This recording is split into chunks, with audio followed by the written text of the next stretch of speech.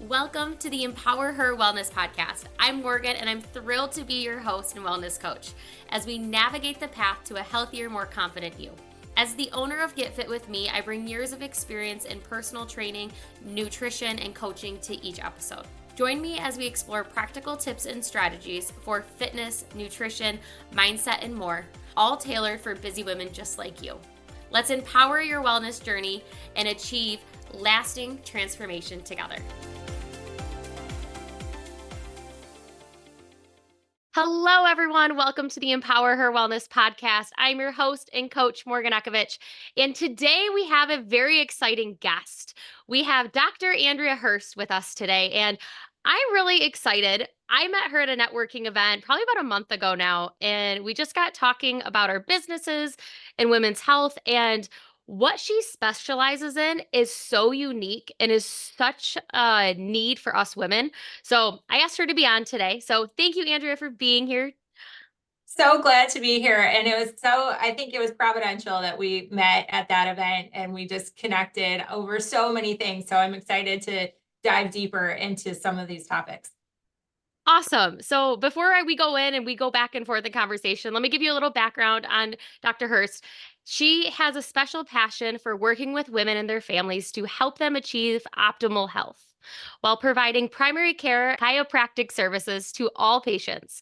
She has a specialty in women's health, including prenatal care, postpartum recovery, and pelvic floor rehab. And just that right there, we could probably go on for hours of just talking about like each one of those sections.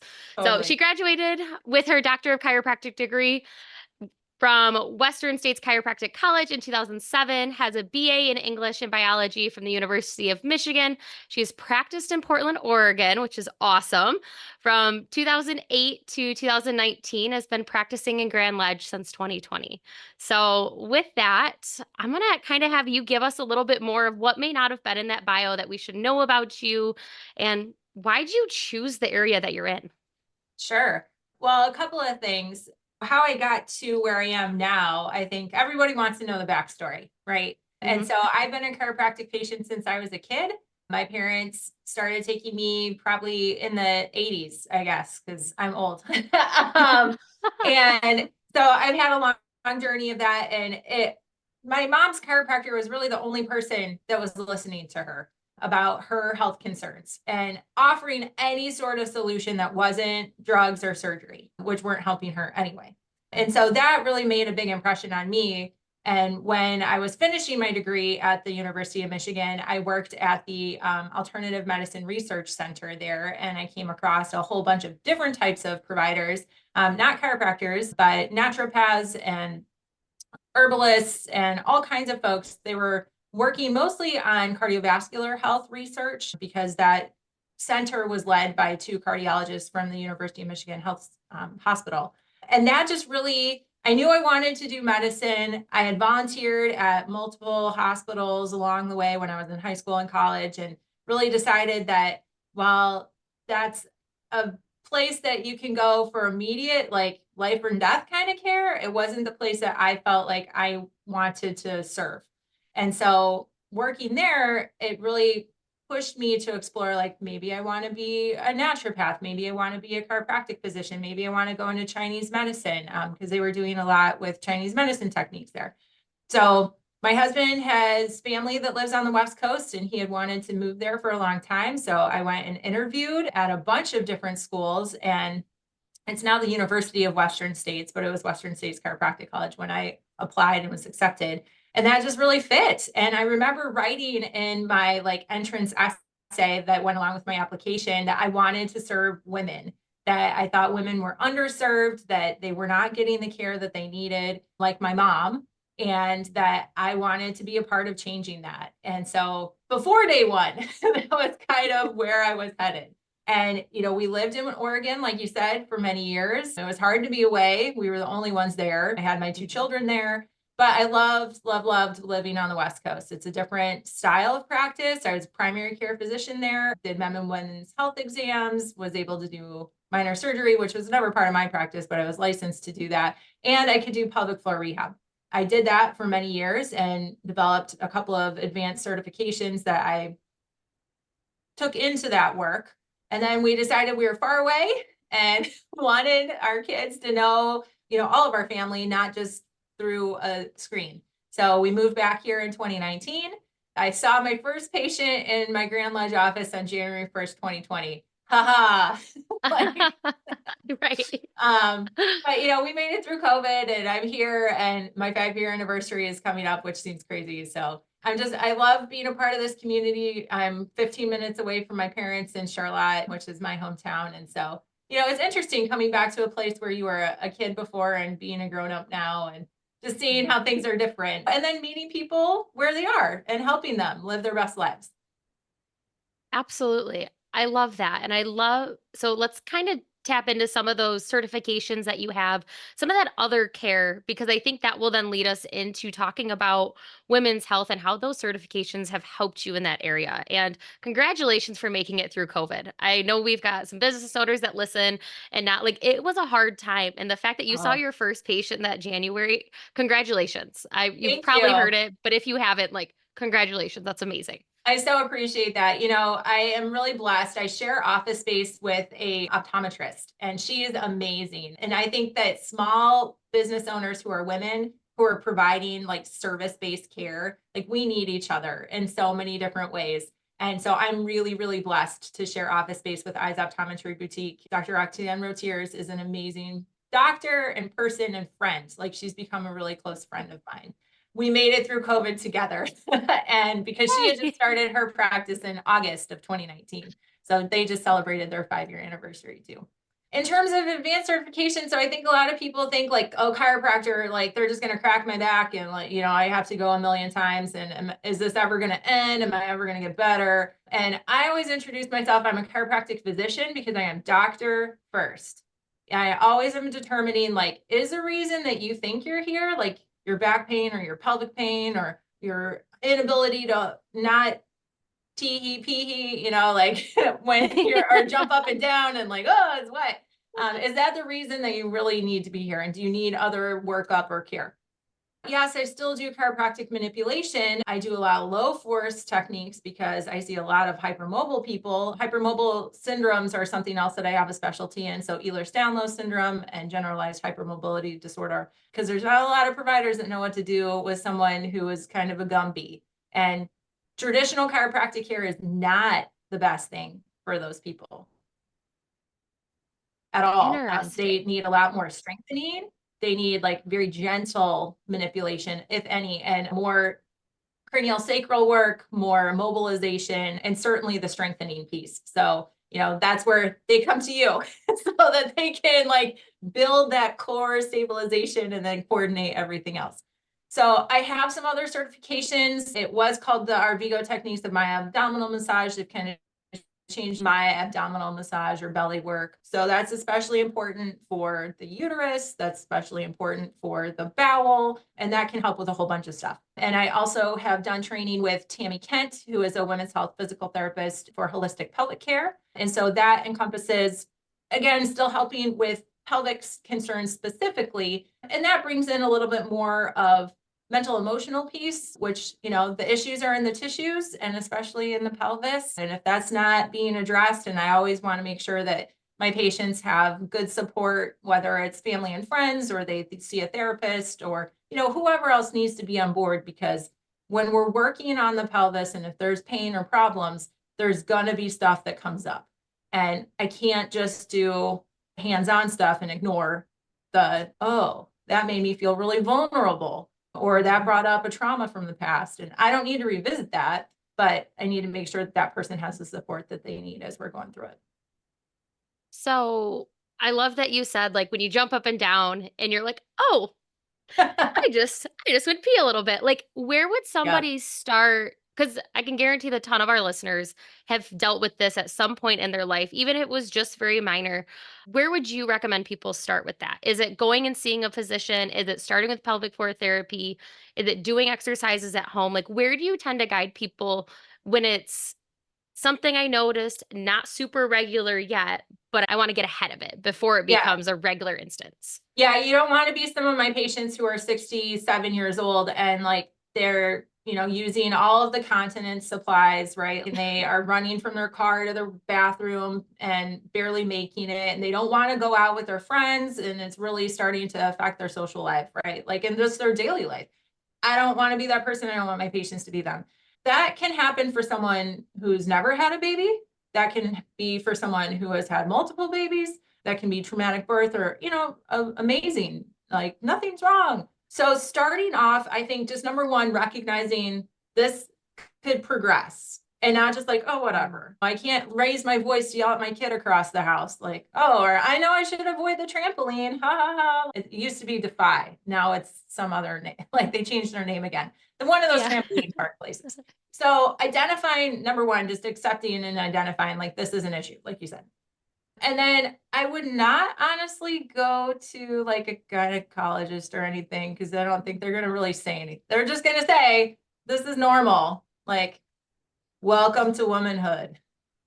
I love some of my colleagues who practice in that realm, and I think that they are the outlier, but I think in general, it's kind of dismissed by a lot of providers. So I think doing a combination, pelvic floor physical therapy, getting a consult there's a bunch of awesome providers in the Lansing area, and I have a list of people that I send to, and then seeing someone like me to make sure that the whole rest of that surrounding architecture of the pelvis is working properly. So it's usually both things together. If I can grab a model, I'll show you. Okay. Yes, go for it. So for those of you who are listening, remember in the show notes, you'll find a link to our YouTube channel where you can actually watch us. So if you want to see what she's pulling out right now, make sure to click that link and go watch us on YouTube so you can actually see the visual. And I'll make sure I describe it really well for those of you who are just listening. So what I'm doing is I'm holding a pelvic model. It's a plastic spine with the pelvis and all the organs inside of it. You have your lumbar spine, your low back. It has 5 bones. So what I'm demonstrating is L4 and L5 at the very bottom. And then you're connecting here to your sacrum, which most people call their tailbone. Your true tailbone is your coccyx all the way down at the bottom. So if you've ever like slipped and fallen on the ice or like gone sledding, bump, bump, bump, like you're hitting your coccyx. Or if you had a tough labor and your coccyx was forward and your baby was like hitting that's not so comfortable either. A lot of times people come in and they point to that bump that's on your low back. You can feel it sticks out a little bit. That's right here on your sacroiliac joint. So a lot of people come in and tell me, oh, my hip is bothering me. And they're really pointing to that sacroiliac joint because your actual hip is all the way up here in the front, more around to the side, like on the side of your leg. And then where it comes together in the front is your pubic symphysis. A lot of times, unresolved pelvic problems and hip problems and low back pain is coming from the pubic symphysis.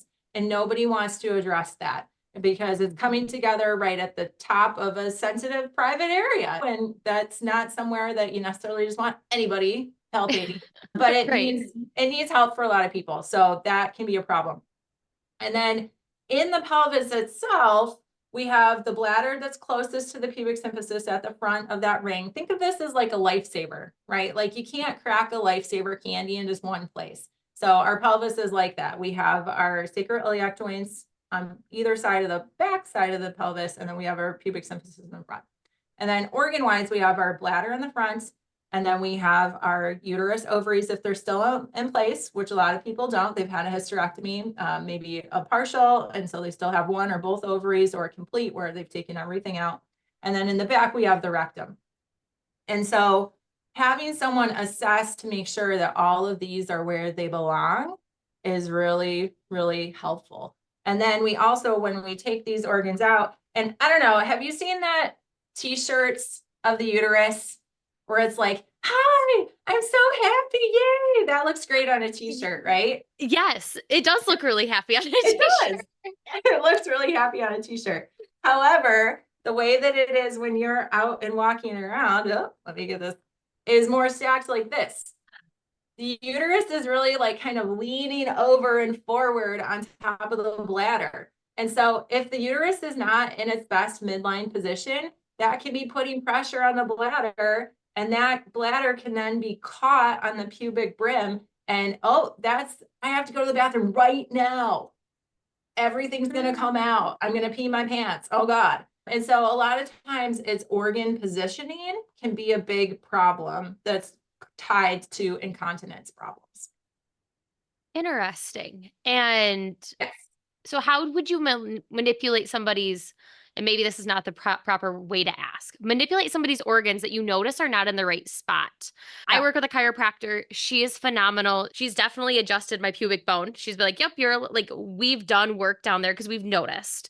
It is not the most comfortable thing, but you, with a lot of talking through, you're good.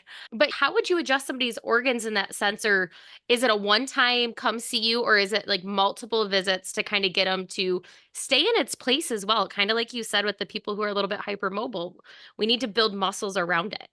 Correct. And improve the connective tissue that's holding it in place. So the uterus itself has 8 ligaments that hold it in place. And they're constantly adjusting because we're constantly moving, right? Like it's not like your organ is just sitting there. The uterus is moving throughout a woman's cycle. So it will have micro contractions going superior towards the beginning of the cycle. And then there's a quiet period around ovulation. And then it has some other contractions that are pushing inferiorly towards the end of the cycle. And then obviously there's menstruation if that's still happening for you. So organ positioning can really be worked on through visceral manipulation. And that's what the technique, the Arvigo technique or the Maya abdominal massage, that's really what it is visceral manipulation. And it's encouraging improved flow. So there's 5 systems of flow that it works on. Blood flow is number 1. We want to encourage oxygen-rich blood to be going to that tissue. So it's the organ itself, it's the connective tissue that's supporting it, it's the muscle that's also forming that pelvic bowl. We want venous blood to leave. We want that carbon dioxide and all those waste products to leave and not be stagnant. Like we're coming to the end of the summer. We want those last couple of hikes that maybe you did over Labor Day weekend. And if you came to a stream in the woods and there was something blocking the stream, behind that blockage, there's probably a buildup of water and and your face probably is Yep. like, ew, like maybe there's some bugs that are hanging out there. There's some sludge on top. So it's stagnant, right? Like, and it's growing stuff that doesn't belong. So if we have stagnant places in our bodies and the pelvis has so much vasculature and it has so much nerve tissue. So if we have stagnation there, that's going to cause dysfunction. And that can be pain, that can be pressure, that can be constipation, that can be like all sorts of other things that come up. So we want to improve blood flow of those. We want to improve nerve flow. So our nerves are less like wires in the walls that are just sending little electrical signals as they are flow tissues. Like if you look at, I teach physiology at Lansing Community College, and I love talking about how nerves work. I love that. Because most people think that it's just like a wire, right? Yeah. And the truth is that, at one end of your nerve, you're releasing neurotransmitters and they have to flow through the cytoplasm of the cell. They go fast to get to the opposite end, and then they're released from the end of that cell and they have to jump the gap to the next one. And so if your nerve doesn't have good flow to it, that signal can't move very well. And again, that can cause all kinds of dysfunction. And then we want to improve lymph flow. So lymph vessels and lymph nodes, maybe you're familiar with them. Like if you have a cold that like in your neck, you can feel like sometimes they get bigger. We have a ton of those in our pelvis also because they're draining our leg. They're draining the bottom part of our digestive tract. And so if you have, again, stagnant flow because the lymph isn't flowing, we're going to get back up. And then we want energy flow, whatever sort of background you come from. There's an agreement through most world belief traditions that there's some kind of animating force to human bodies and there's energy to it. You want it to flow and move and not get stuck. And so we want to make sure that that's happening. So hands-on visceral manipulation is influencing those 5 systems of flow to help those organs be where they're best suited. That's amazing. So, knowing as much as you know about women, you also having kids, you going through, we've got a lot of people who are pre or postpartum or who've never had kids and are just women in general who feel like they're not being advocated for or don't know how to advocate for themselves. I know you and I have personally talked a little bit more about how you help women advocate and some of your stories and stuff. So, like, For somebody who nobody's listened to them or, oh, it's normal, just deal with it. Like this is just what life is for you. How do you recommend people navigate that, not just with their providers, but with themselves? Because there's two Yeah, sides to that. there is. And, I think, again, accepting that there's something going on and like believing yourself. I think so often as women, we distrust that, oh, I'm experiencing that. Like, oh, maybe I should just, ignore, like, that's not really happening, or it's not as big of a deal as I think it is. And maybe it's just tracking, right? And just keeping track on your calendar, whether that's, I keep a paper planner, so that's why I'm writing, or on your phone, or however, just if you're having an incontinence episode and you're like, oh, it's not that often, just tally and just prove to yourself, oh, that's actually happening twice a week. I thought it was happening like maybe once a month or maybe every other month, but it's actually happening more often. I think being honest with yourself about how often whatever it is going on for you. And then number two, keep looking. I always say there's always another answer. And so if you're not being heard, if you brought it up to your provider before and they've just brushed it off or not really done any sort of follow up, keep asking. Ask your friends, who do they see who has listened to them? Community support, that's, I think, one of the only good things about social media, aside from Yeah. sharing content like this, is who else has experienced this? And has someone found an answer that works for them? And just like crowdsource it, see what other options are out there. Is there a fitness training program that's helped them through whatever it is? Is there another provider? Is there a different treatment type that you've never heard of before, like visceral manipulation or acupuncture or whatever it is? Use your people, your trusted people, to get some other ideas, and don't give up on yourself. I think you deserve to live a happy, fulfilled, fun, energetic life. And my personal goal is to be the most amazing 100-year-old that I know. And so I'm trying to do all the things now so that happens later. And I want that for my patients too. I think that's amazing. Do you mind sharing a few of the things you're doing now to make that happen? For Whether it's sure. physically, mentally, just like, so what are some of the things that you're doing now to kickstart that? Making sure that I am not eating after 7 o'clock, because Mm. I've found, for me, through experimentation, through, just journaling, keeping track, if I eat after 7 o'clock, I am awake during the night. And then it takes me forever to go back to sleep and I'm dragging the next day. And it's just not worth it. I'm usually not actually hungry, and paying attention to actual hunger symptoms, like not symptoms, but hunger cues. Cute. So, we live in a 24-hour a day, now that we're through COVID, whatever, like all the fast food restaurants are open all night again. Food is available all the time, everywhere, and in any quantity that you want. And we have so become disconnected from when we're actually hungry. And interpreting hunger is not an emergency. It's just a notice that your body needs an input of some energy. So paying attention to hunger cues is something that I've worked with for really had to work on. My high school reunion was a couple weeks ago, and it's been interesting to go to those. I went to one just when we moved back from Oregon. Then I went to this one a couple weeks ago, and I look a lot different than I looked in high school. I would say 95% of the people there did not know who I was. No way. And so, this has been a long standing journey for me in getting support. Other things that I'm doing to make it to the 100 mark, as someone who gets up and down off the floor on my own volition and is active and taking part of my family and my community, I am prioritizing making sure that I have those community connections. I love the writer Katie Bowman. She's a biomechanist. I don't know if you're familiar with her work, Nutritious Movement. She talks about vitamin community. And so we need the people around us because they influence us, right? The 5 people that you spend the most time with, you're going to end up like them. And so Mhm. if they have habits that you don't really love, maybe you should find some other people to hang out with. And there's some research that shows that we inherit their bacteria too, just from hanging out with them. And there's some research that shows that that can be obesogenic, right? Like that can Mhm. trigger some changes in your body composition.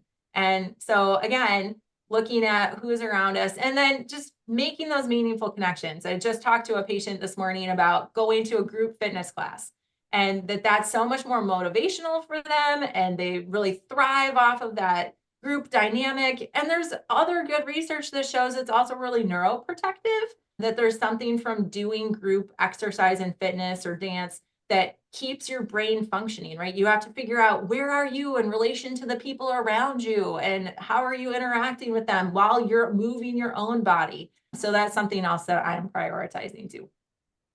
I love that. That's great. I love that you have this vision of, I want to live to 100 and you want to be the best version of yourself, and thinking about it now, because so often we get to the point where we're like, oh, now I need to make my health a priority. Like when things start to decline or they start to go the bad way.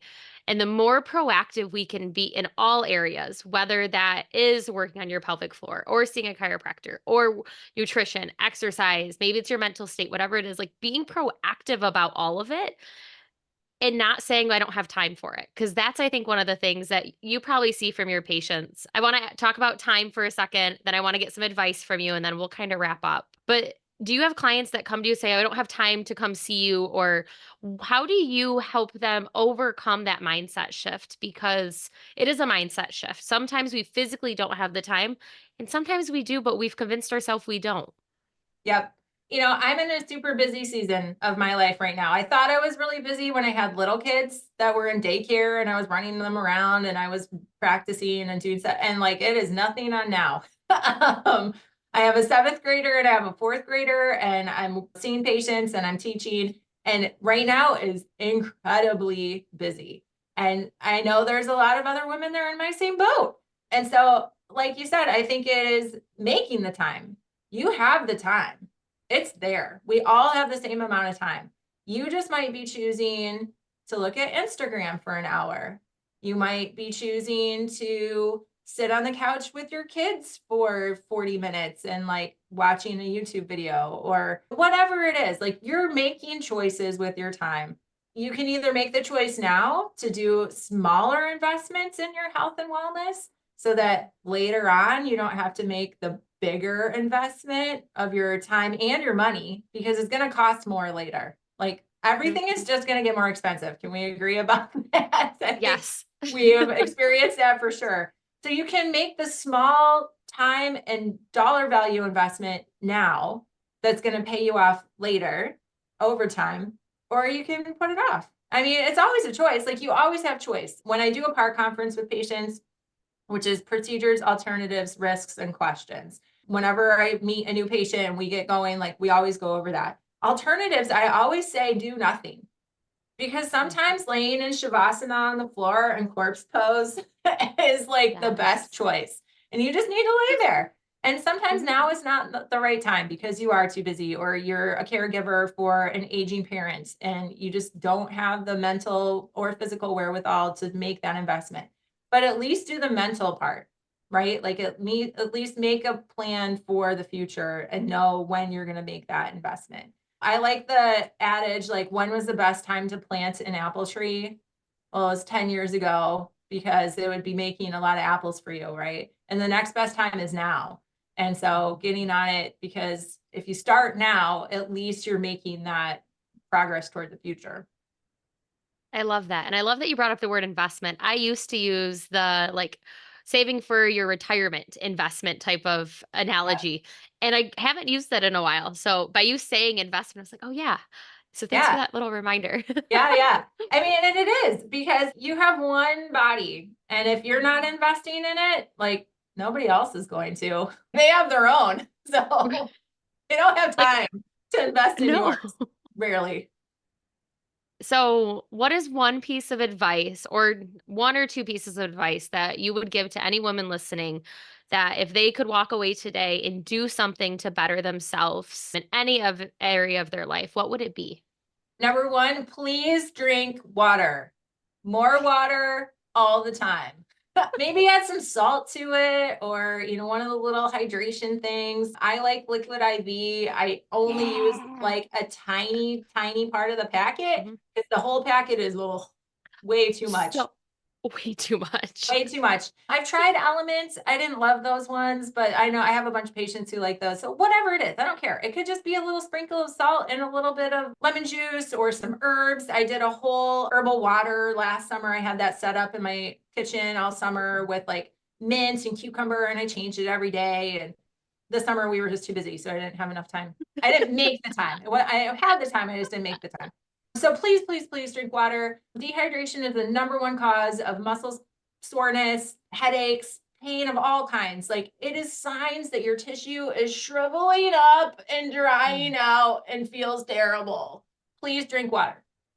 Invest in the Stanley Cup that you've always wanted of your dreams, or a bottle, whatever. I think that stainless steel or glass is probably better than plastic, but something is better than nothing. I don't, whatever, just drink more water.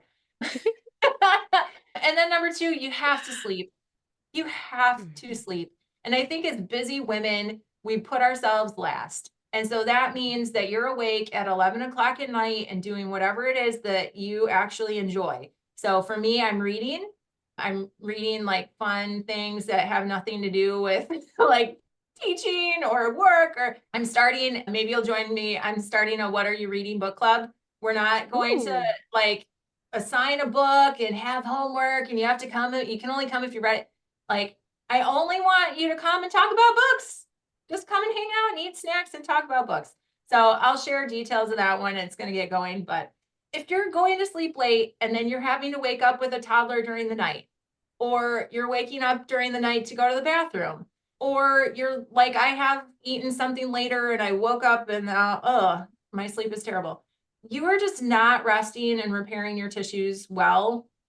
And you probably don't realize how much more efficient and great you could be functioning if you got a full night of sleep. And I'm not talking 5 hours. I'm sorry. That's just not going to cut it. And I have a lot of patients who think like, it's just fine. I can do 4 hours. Maybe you can do 4 hours for a couple of months, tops. And I get it. Yeah. Like, I try not to talk about sleep with new parents. I was a new parent whose child never slept. I didn't sleep for essentially 6 years because my son did not sleep until he was about 3. And then my daughter came when he was 3.5, and she didn't sleep either. And so I know what it's like to be sleep deprived, and it's a terrible thing. And it's so frustrating when someone tries to talk to you about getting more or better sleep. And you're like, I can't, because it's not me, it's the kid. So as much as you can, prioritize sleep, because if that isn't on board and you're not drinking water, I could adjust you until the cows come home, and like not very much is going to change. I love that. So water and sleep, those are things we talk about in just about every episode. Yep. I mean, it's the basics, right? Like it's pillars. Eat real food, not very much, mostly plants, add in your protein, drink water, and sleep. Like, being healthy is not complicated, but we make it really hard. We make it really hard. And I think it was a couple episodes ago, if you've listened since the start, we talked about the basics. Like, there are 5 basic things you should be doing. If you haven't mastered those 5, there's no need to be doing anything else. Yep. And yeah, so as always, if you want accountability on any of this stuff, you can jump into the show notes and jump into our free Facebook group. In there, if you post and say, I am working on water this month, I will hold you accountable. I'm going to invite you into the group, so you are welcome to join as well. Yes. And so if you ever want accountability and you want support from a community of, it is called Busy Moms, but it's for busy women in general, whether you're a mom or not, does not matter. Like, if you are busy, jump in. We have stuff there to support you and keep you accountable. I think we all need those accountability partners. You know, that's part of vitamin community, is making sure that our people around us are doing what they need to do to support us, and vice versa. Absolutely. So, on that note, I want to thank you so much for jumping on and being a guest today. I really enjoyed talking about and hearing some different things, because I'm not an expert in pelvic floor. I'm not an expert in chiropractic. Are they 2 things I absolutely believe in and that I think women should do? Yes. So, thank you for being our expert this month on pelvic floor, as well as just women's health and advocating for ourselves, because it's hard. It is hard because we're exhausted. So by the time we get to ourselves, even just advocating for ourselves is like, I don't even want to do it. I'm so dead tired. We're done. I'll just live with this is how I'm going to be for the rest of my life. Yeah, this is easier now, right? Mm-hmm. And I hear that often, and I always think and say, well, how long is it going to be easier for? And what's it going to be like after? So Mm-hmm. don't wait for the after. Just do one thing, even if that's one extra glass of water today, or that's one extra lap around your kitchen before you do another task. Just one thing. It doesn't have to be a big, like, oh my gosh, I'm embarking on this whole crazy plan. It doesn't have to be like that. Awesome. I'm so Last glad little you've thing. been here. Thank you. You are welcome. Last thing is I want to promote you. So where can people find you? I know we'll put links in the show notes. So anything she talks about, I will have a link in the show notes. Go check those out. But where will people be able to find you? What's the best way for them to get in contact with you? They may not live in Lansing, but they may still want to connect and have questions and things like that. So I offer virtual consults. So if you need just some ideas, I have a whole bunch of things that I didn't talk about that my practice does. And a lot of those lend themselves well to telehealth. So we can certainly connect that way. My website is really straightforward. It's Dr. Herrst, which is 2 R's, HERRST.com. So you can connect with me there. I'm on the socials. I don't post there a whole bunch. I have a social media manager who does that a lot for me. So I'm on Facebook and Instagram. I do have a YouTube channel also, which I just sent a link to a video about shoes that I have on there for a patient today. So there's content that's on there. And I love connecting in person. So like I said, I'm going to start that What Are You Reading book club. And I have some other workshops and things that are coming up in the fall. So in probably October, November. So I love meeting in person because it's that vitamin community. And, there's a lot to be said for being together and in body and spirit. Absolutely. So thank you so much again. If you are local, please check her out. Go visit her. If you are not local and you're listening from somewhere else, go check out her website, check out her YouTube. Go see, because you're going to learn something. I learned a ton today, even us talking. Like you are going to go learn a ton, but don't get overwhelmed by it. Pick that one Oh, no. thing, like she said, and just get started. Yeah. And I also want to say for folks who are not in our area, I have colleagues all across the country and the world. And so if you're looking for someone who does visceral manipulation, if you're looking for someone who does something similar to what I do, but you live in Montana or you're in California or you're in New Zealand, I know people around. And so take advantage of the network that I built so that I can help you skip some of those steps of doing that research. I'd love to connect you with a provider that's closer to home so that you can get the care that you need. Awesome. Well, yes, take advantage of that network. It is great to know somebody rather than just jumping in blindly. Yes. So, on that note, thank you so much again. I appreciate having you on. For everybody listening, remember new episode every second, third, and fourth Thursday of the month. That first Thursday of the month, we are inside that Facebook group. So, if you jump in there, you essentially get content every single week from us. So, until next time, I will see you then. Thank you for listening to the Empower Her Wellness Podcast. I hope you feel more empowered and ready to tackle your wellness goals. If you have any questions or topics you'd like me to cover, feel free to send me a message. Make sure to subscribe and leave a review to help us reach more women just like you. Until next time, take control of your wellness and keep empowering yourself every day.